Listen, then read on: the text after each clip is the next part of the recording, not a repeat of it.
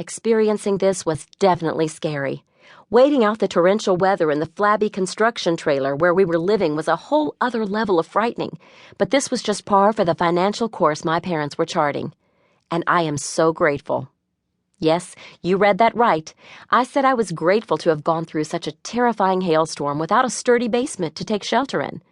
Well, okay, I'm not so sure I'm thankful for the storm itself, but I am so thankful that my parents decided to make sacrifices and live their lives counterculturally as far as money management is concerned. Mom and Dad's frugal lifestyle and wise financial choices weren't something they learned entirely on their own. These lessons were handed down to them by their parents.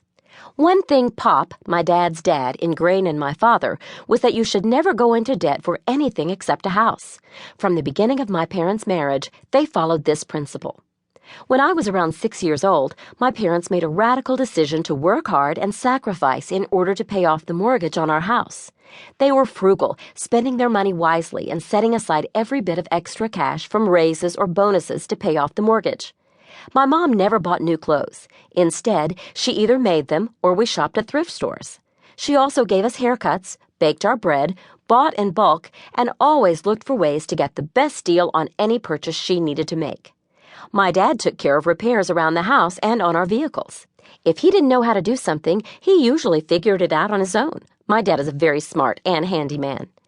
We used what we had, wore a lot of hand-me-downs, drove used cars, and learned a lot about contentment in the process.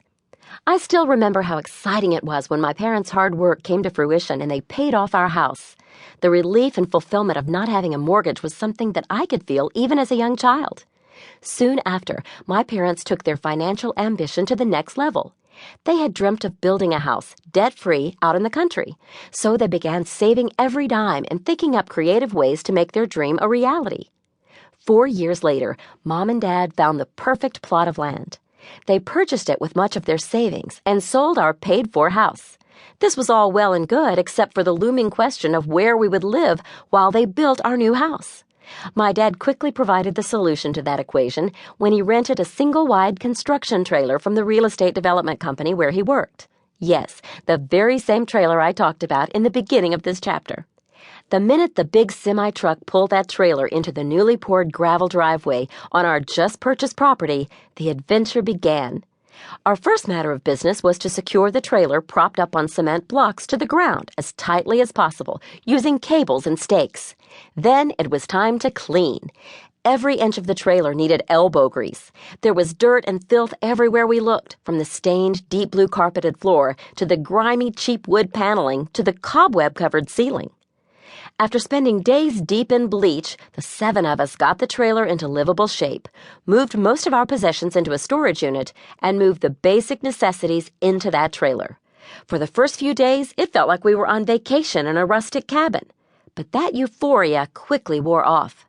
Our temporary home didn't have an oven, air conditioning, or heat.